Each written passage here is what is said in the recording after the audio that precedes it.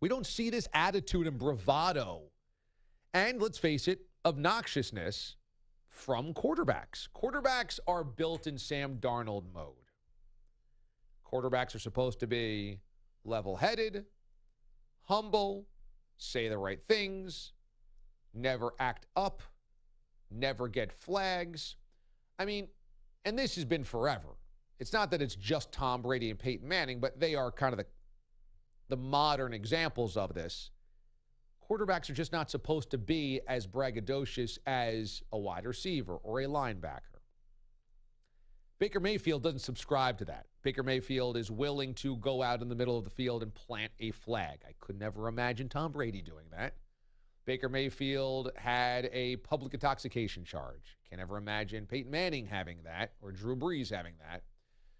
Baker Mayfield caught on camera on Saturday yelling over to the Kansas bench, the Kansas sidelines, and grabbing his groin area.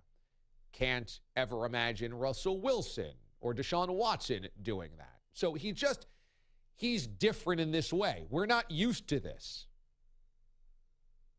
And so now we hear, after Saturday's antics, after he had to apologize for them, that Lincoln Riley says he will not start at quarterback against West Virginia this Saturday.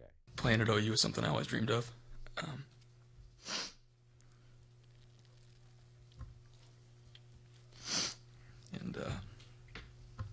So not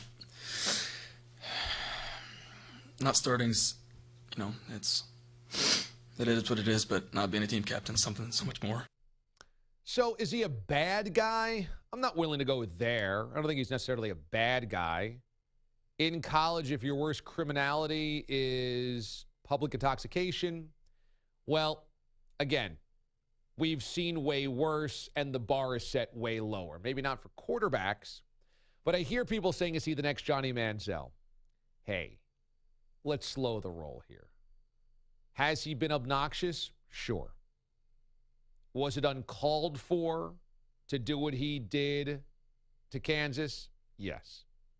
Even though they didn't shake his hand, which was stupid in Bush League, even though they were taking late shots at him, if you were a quarterback of a program that's a 30-point favorite and you feel the need to grab your groin and shout expletives at the opposing bench, you got to grow up a little bit. I know you're competitive. It's obnoxious, boorish behavior. And if you're doing this maybe against a real rival, I could understand. But it's freaking Kansas. Everybody beats Kansas. It's not even a real team. It's like doing that against Southeast Louisiana. Kansas football's not even a real football program at this point in time. But is he Johnny Manziel? Johnny Manziel was an addict.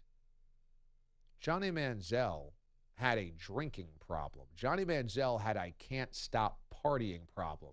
Johnny Manziel had an authority problem. Johnny Manziel has serious emotional distress and disturbance.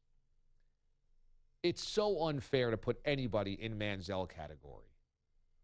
The only similarities here, great college players, potential Heisman Trophy winners, because I think that Mayfield's going to win it anyway, that don't act like the normal quarterback. Because Johnny Manziel is doing money signs. And Johnny Manziel had that bravado and swagger. But to say he's a Johnny Manziel, or is he the next Johnny Manziel, doesn't factor into this reality that Johnny Manziel, it wasn't just behavioral. It was addiction behavior. He went to rehab.